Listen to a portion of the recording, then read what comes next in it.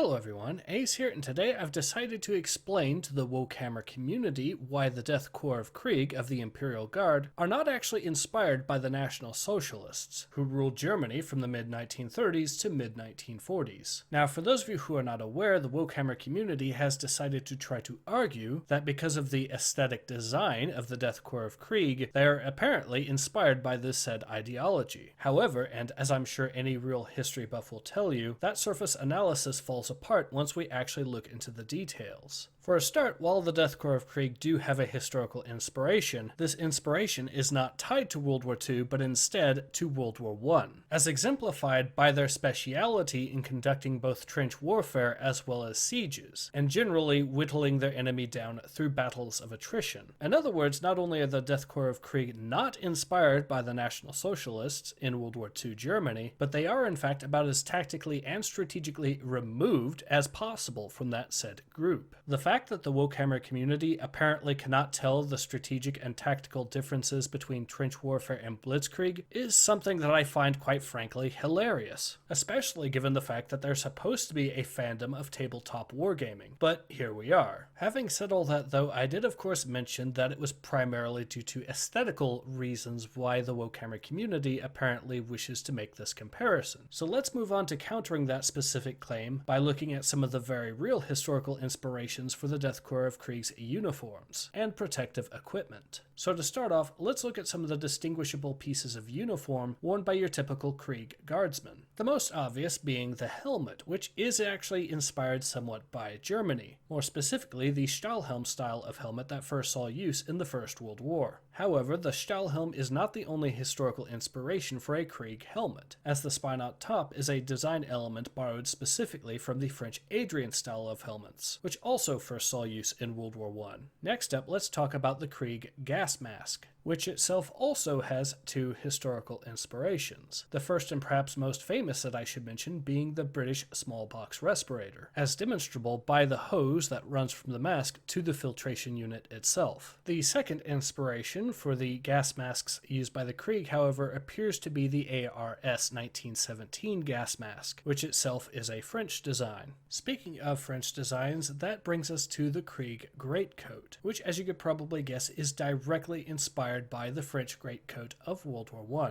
And before moving on, let's look at one more distinguishable element of the Krieg guardsman's uniform, specifically the fact that he is wearing puttees, which were an especially common piece of equipment for soldiers from several major and minor powers during World War I. Now, while that does mean that it is practically impossible to determine which specific nation was the inspiration for the puttees used by the Death Korps of Krieg, it is nevertheless a strong indicator that Krieg guardsmen are heavily inspired by World War I itself, as the use of puttees is itself essentially synonymous with that historical conflict. Now that we've had a look at the most common style of Krieg uniform, let's move on to some of the changes of Krieg uniform when it comes to officers as well as some specialized troops. To start off, let's look at the breastplate that is typically worn by Krieg officers as well as Krieg Death Riders. And simply put, the breastplate in question is very clearly inspired by the breastplates historically worn by French cuirassiers in the early years of World War I. In fact, another element that these specific troops inspired was the design of a Krieg officer's helmet, which once again uses the German Stahlhelm as a base, but this time uses the ornamentation typically found on a French cuirassier's helmet. Speaking of other elements of a Krieg officer's uniform, I should mention the fact that it appears to be at least somewhat inspired by leather flying jackets used in World War I, just with some additional ornamentation such as tassels on the shoulders, which is something that I should mention was actually quite rare by the time of World War I, at least when it came to frontline combat uniforms, with French cuirassiers once again being mentioned as being one of the only military formations to still use tassels on their combat uniforms. Another thing to note when it comes to depictions of Krieg officers as well as Krieg Death Riders is that they have had their short boots and puttees replaced with proper cavalry riding boots. In fact, the pattern of riding boots that they appear to be wearing is one of the few elements of the Krieg uniform that is not actually inspired by World War I, as these particular boots appear to be styled on those typically found during the Napoleonic era. So if anything, this is even further away from the historical time period that the Warhammer community claims that the Death Korps Korps of Krieg is based on. However, there are a few elements of the Death Korps of Krieg's equipment that are inspired by things after World War I. But to understand what I'm talking about, let's move on to the topic of Krieg engineers specifically, and the unique gas mask that they are actually supplied with, which appears to be at least somewhat inspired by a Czechoslovakian design from the 1930s, called the E1.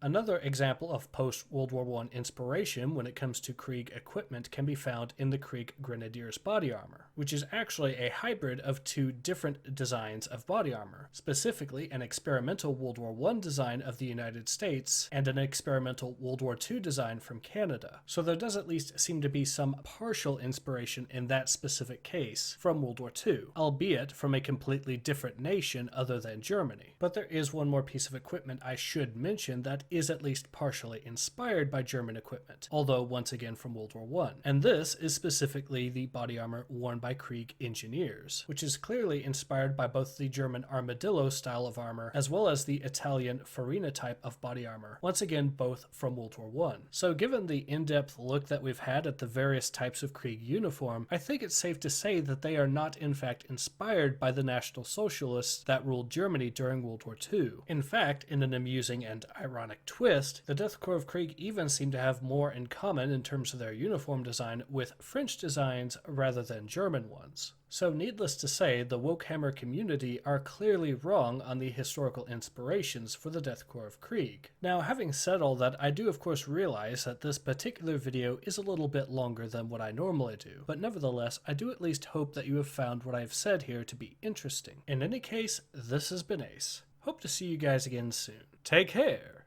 Ace out.